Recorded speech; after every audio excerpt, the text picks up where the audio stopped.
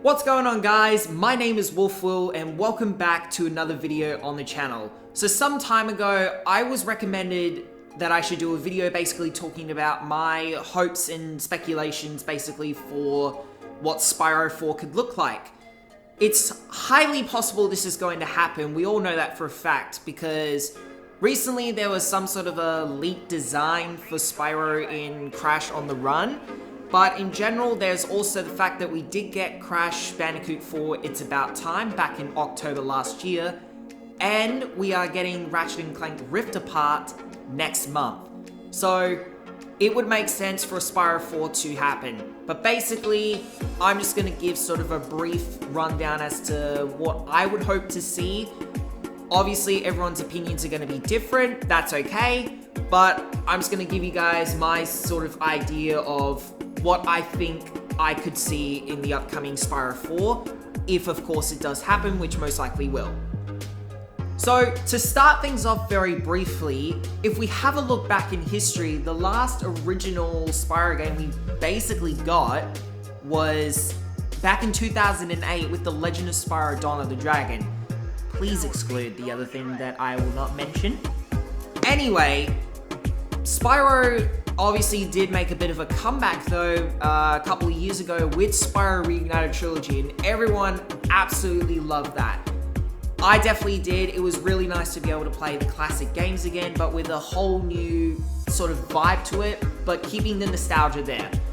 But having an original Spyro game is something a lot of fans have always wanted, and I think now is going to be a great time to do so. But if we have a look at Rift Apart and It's About Time, the connection between those two games as it is they're going for a bit of a multiverse direction, basically. So Crash was basically jumping through different points of the timeline, for example, meeting Tawna from a completely different timeline, like in the 1400s. And then you've got Ratchet and Clank jumping through different dimensions. So what I could see here with Spyro 4 is possibly implementing a little bit of that multiverse aspect. Even though the dragons already can travel through different worlds, there's the whole idea of possibly different realities instead, which is a very similar approach to Rift Apart, but it's going to be in a different direction, of course. Another thing I would absolutely love to see is basically bringing in characters old and new. What I mean by this specifically is you could bring in characters, obviously like Bianca. She could obviously begin to help the heroes. Potentially you can have Elora come back too, along with Agent 9, Sergeant Bird, Bentley, and Sheila. But you could also bring in a couple of new characters in regards to Flame and Ember for heroes, including the classic version of Cinder, if they were to ever go that direction, which I think would be really cool to see. That's just my personal opinion. But in regards to a villain, I think the perfect choice would be to have Red. If we were to go in the multiverse sort of direction with this, then I think Red would be a perfect choice for it.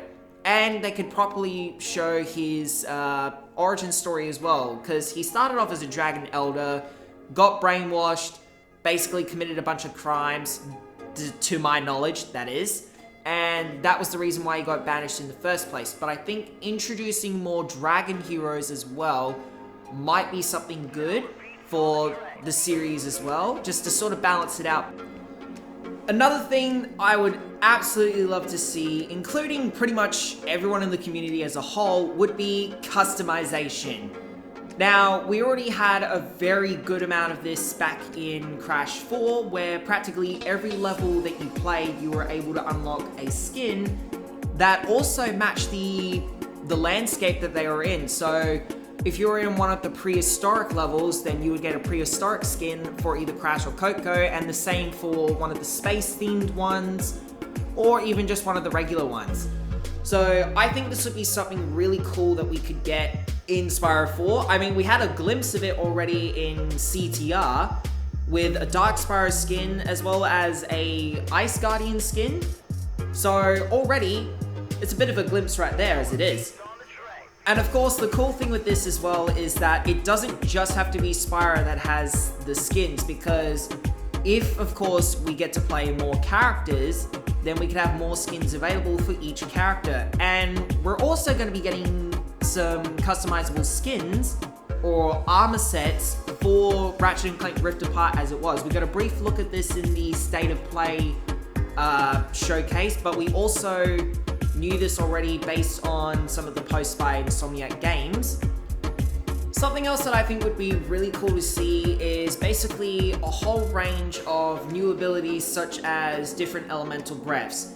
Now, of course, in regards to different abilities, we were able to get a glimpse of this and hands-on experience with Spyro 3 because we were able to play more than just Spyro. So, for example, Sergeant Bird, you were able to fly, Sheila had the double jump ability, Agent 9 was able to ricochet on different surfaces, and Bentley was, of course, really strong.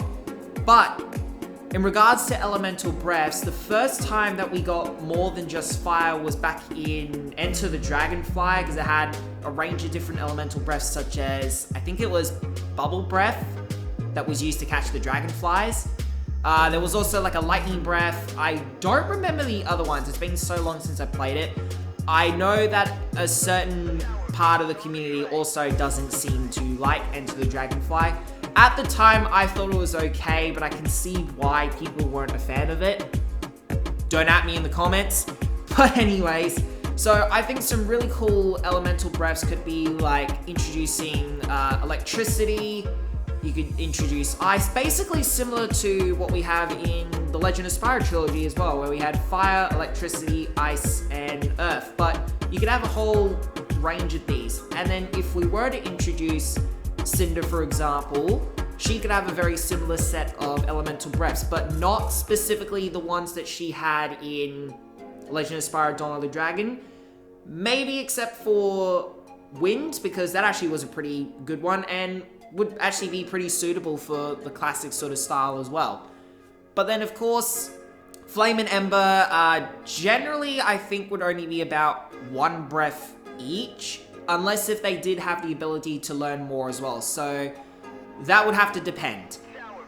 Overall though, because this is a brand new game entirely, that means we can get a whole bunch of brand new environments as it is, and the developers can have a lot more freedom in regards to character depth and dialogue in general, because basically when Activision and Toys for Bob were working on Reignited Trilogy, they basically had to keep to the original as close as possible, which meant that they couldn't exactly change a lot of dialogue or add too much or anything like that. But with a brand new game, you get a whole range of freedom practically with dialogue and everything to deal with it. So it'll allow for all the characters to show more character development and basically feel more lifelike to the fans as it is, which I think would be really cool to see.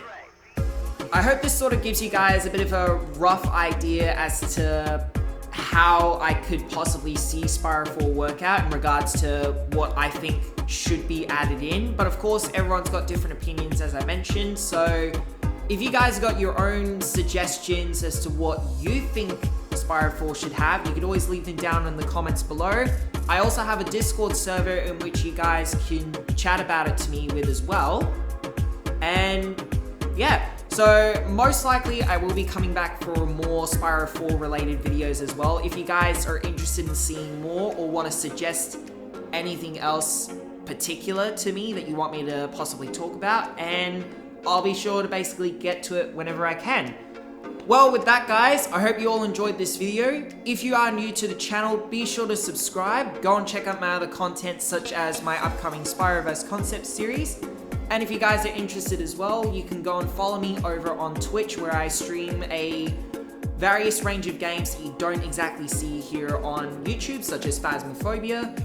And of course, you can also join the Discord server for updates and just a general chat with the community. So thanks again guys, and until the next video, I hope you all have a good day.